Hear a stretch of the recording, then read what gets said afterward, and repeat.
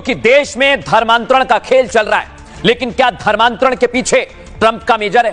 क्या धर्मांतरण के पीछे अमेरिका है? ऐसा हम क्यों कह रहे हैं, आइए जरा आपको दिखाता हूं। दर्शकों, मैं ऐसा क्यों कह रहा हूं इसके पीछे अमेरिका है? क्योंकि आप देख रहे हैं यही है वो मेजर, वो एजेंट जो पहले सेना में रहा है, लेकिन अब इसकी गिरफ्तारी हो गई है और पूर्व अमेरिकी मेजर को गिरफ्तार किया गया है और पुलिस धर्मांतरण के एंगल से जांच कर रही है। ये बहुत बड़ी खबर दर्शकों मैं आपको बता रहा हूं। धर्मांतरण तो एक वजह है जहां भिवंडी से गिरफ्तार किया गया है जेम्स वॉटसन, लेकिन उसके 35 किलोमीटर दूर भाभा एटॉमिक रिसर्च सेंटर है, जहां पर देश में विकास में कई योगदान दिए जाते हैं और यहां काम किया जाता है। लेकिन उसके 35 किलोमीटर दूर इस सीआईए का पूर्व एजेंट क्या कर रहा था? सवाल बहुत सारे हैं। महाराष्ट्र में धर्मांतरण की बहुत बड़ी साजिश का दर्शकों खुलासा हुआ है। भिवंडी में अमेरिकी नागरिक धर्मांतरण का धंधा चला रहा था। पुलिस ने अमेरिकी जेम्स सहित 3 लोगों को गिरफ्तार किया है। जेम्स वॉटसन अमेरिकी सेना का पूर्व मेजर बताया जा रहा है, जो अमेरिका की 505 कमांड कंट्रोल विंग में तैनात था।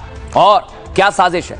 शक है कि धर्मांतरण नेक्सस के पीछे सुनियोजित अमेरिकी साजिश है। पूर्व अमेरिकी सैनिक और मिशनरीज हिंदुओं को टारगेट कर रहे हैं। आदिवासी इलाकों में धर्मांतरण की साजिश को अंजाम दिया जा रहा है। एक्शन क्या हुआ है? पुलिस ने भिवंडी के आसपास सभी गांवों में जांच की है। पता लगाया जा रहा है कि पूर्व अमेरिकी मेजर यही है जेम्स वॉटसन। किन किन लोगों से मिला? पूर्व अमेरिकी मेजर ने अब तक कितने का धर्मांतरण कराया है? साथ ही धर्मांतरण रैकेट में विदेशी फंडिंग के तार भी तलाशे जा रहे हैं। इतना नहीं, जेम्स आदिवासियों को, गरीबों को लालच देकर फंसा था।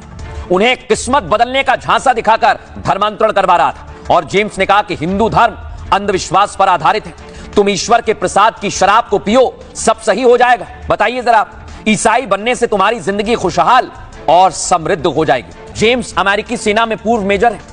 2021 तक वो अमेरिकी सेना में सेवा दे रहा था। आर्मी से रिटायरमेंट लेकर भारत मिशन पर आ गया। रिटायरमेंट से पहले खबर तो यह कि 2016 में वो टूरिस्ट वीजा पर भारत आया था और दूसरी बार उसने भारत में व्यापारिक वीजा से एंट्री ली।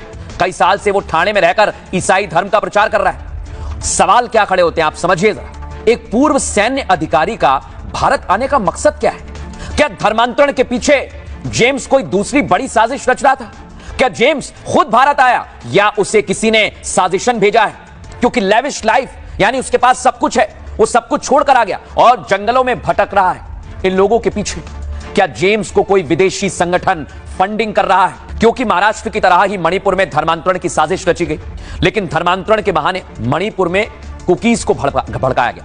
या डैनियल स्टीफन कॉर्नी, यही है डैनियल स्टीफन, ये भी पूर्व सैनिक था। क्योंकि मणिपुर में कॉर्नी ने कुकी उग्रवादियों को बहकाया, कुकी उग्रवादियों को ड्रोन और बुलेट प्रूफ जैकेट्स दिए।